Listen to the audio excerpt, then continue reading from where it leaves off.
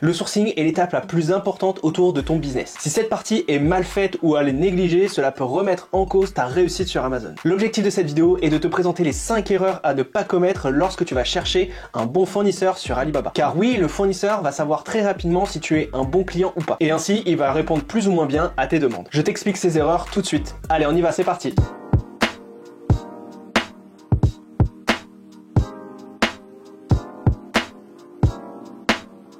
Salut, c'est Romain, bienvenue sur ma chaîne où j'aide les jeunes entrepreneurs à développer leurs revenus en ligne. Avant de démarrer, si tu veux en savoir un petit peu plus sur le business Amazon FBA, tu peux télécharger ton guide gratuit juste en dessous de la vidéo ou alors ta formation vidéo offerte de 2 heures que je te mets également sous la vidéo. Le sourcing, c'est vraiment un art.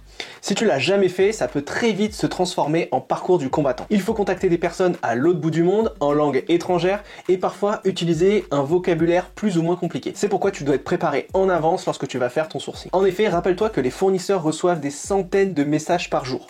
Et nous, petits vendeurs, on est vraiment des grains de sable dans cet univers-là. Donc si tu prends pas le temps de bien expliquer ce que tu souhaites avoir de la part de ton fournisseur, eh bien il va bâcler sa réponse et tu n'obtiendras pas les réponses que tu attendais. Donc plus tu vas être préparé au sourcing, plus tu auras des chances d'obtenir des véritables réponses et potentiellement de trouver un super fournisseur pour tes produits. Il faut bien se rappeler une chose, ici tu vas parler à des personnes, tu ne parles pas à des robots, donc il faut toujours garder en tête qu'il faut être respectueux, simple et clair dans tes demandes. Donc si tu en es sur l'étape sourcing et que tu as du mal à obtenir des réponses de la part des différents fournisseurs, écoute bien les conseils que je vais te donner pour obtenir des véritables réponses. La première erreur que je remarque très souvent quand les gens font du sourcing, c'est qu'ils se rendent sur Alibaba et cherchent directement des produits sur la marketplace. Sur Alibaba, tu as la possibilité de faire une recherche à travers l'onglet Product. Mais moi, c'est pas ce que je préfère. Clairement, je préfère faire des recherches à travers l'onglet Manufacturer. En effet, cela me permet de trouver directement des fournisseurs autour du produit que je cherche. Avec l'onglet Product, tu vas être inondé d'offres produits. C'est un peu comme sur Amazon. Le fournisseur le mieux positionné remporte la mise. Et du coup, certains fournisseurs vont créer plusieurs fiches produits pour être extrêmement visibles.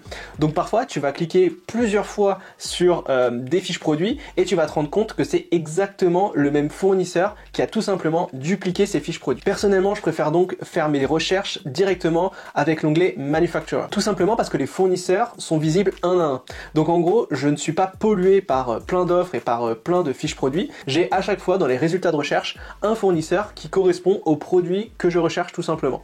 Et donc ça me permet d'aller beaucoup plus vite pour trouver des potentiels fournisseurs et ça va également beaucoup plus vite pour les contacter. Dans les résultats de recherche, je peux donc voir très rapidement si les produits qu'il développe font partie de son catalogue.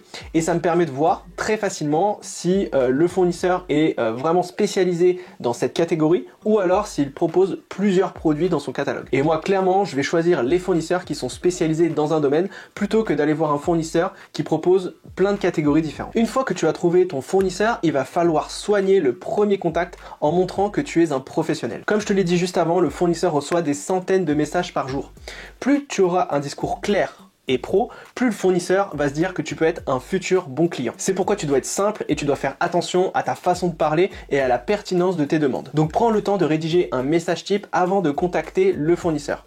Et dans ce message, tu peux évoquer plusieurs éléments. Premièrement, tu peux lui présenter ta société et lui dire sur quel marché tu souhaites te positionner. Ensuite, tu vas lui expliquer évidemment l'offre que tu souhaites proposer sur ce marché en étant le plus clair possible. Pour cela, tu vas lui lister tous les produits que tu veux, le type de personnalisation, l'ajout de logo, la création de packaging et lui demander tout simplement s'il est capable de réaliser ta demande. Ensuite, tu vas lui demander évidemment une cotation sur le produit et l'offre que tu souhaites proposer sur ton marché sur différentes quantités. Tu peux lui demander également s'il a des certifications, notamment certifications européennes, pour être certain que le produit peut être vendu en Europe. Pour faciliter les choses, tu peux utiliser un RFQ, donc un Request for Quotation, et en français ça s'appelle une demande de cotation. C'est tout simplement un fichier Excel que tu vas envoyer au fournisseur et ce dernier va devoir le remplir par rapport à la demande que tu es en train de lui faire. Et donc tu pourras utiliser ce fichier Excel avec l'ensemble des fournisseurs que tu as ciblés et ensuite ça ira beaucoup plus vite pour toi pour vérifier les réponses des fournisseurs, les classer et choisir le meilleur d'entre eux. Une autre erreur souvent commise par les débutants au moment du sourcing,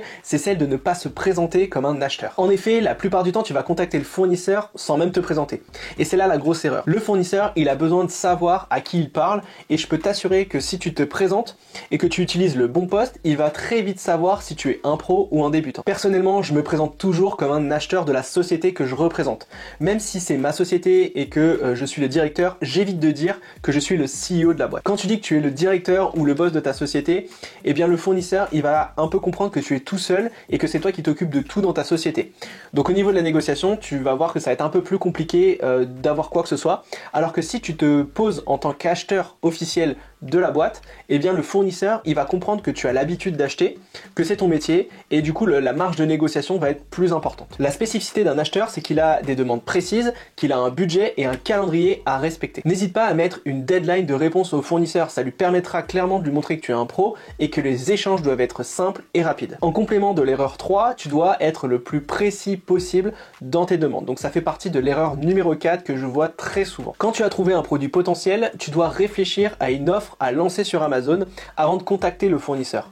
Plus tu seras précis, plus tu auras des réponses précises. Si tu es trop large dans tes demandes, le fournisseur ne va pas prendre la peine de te répondre, ou alors s'il te répond, il va un peu répondre à côté de la plaque. Et du coup, ça peut parfois t'empêcher de trouver des très bons fournisseurs pour tes produits et donc te faire rater une très belle opportunité. Tu dois donc prendre le temps de lister toutes les spécificités de ton produit, le type de design, la personnalisation, le packaging, l'ajout éventuellement d'un second produit pour faire un bundle. Tu dois également éviter de l'assommer de questions dès les premiers échanges. Tu risques de le noyer et finalement il ne va pas répondre à ce que tu lui demandes. Donc reste simple et précis, pose-lui les questions les plus importantes dès le départ et ensuite les questions peut-être un tout petit peu moins importantes, tu pourras lui poser dans un second temps. Cela te permettra vraiment de trouver les meilleurs partenaires commerciaux pour ton produit. Enfin, dernière erreur, c'est de ne pas prévoir l'évolution de ton business. Et là, je parle de l'évolution moyen terme et long terme de ton business sur Amazon. En effet, beaucoup de débutants contactent des fournisseurs en demandant des cotations pour 200 ou 300 pièces directement et uniquement. Pour montrer au fournisseur que tu es sérieux et qu'il doit travailler avec toi,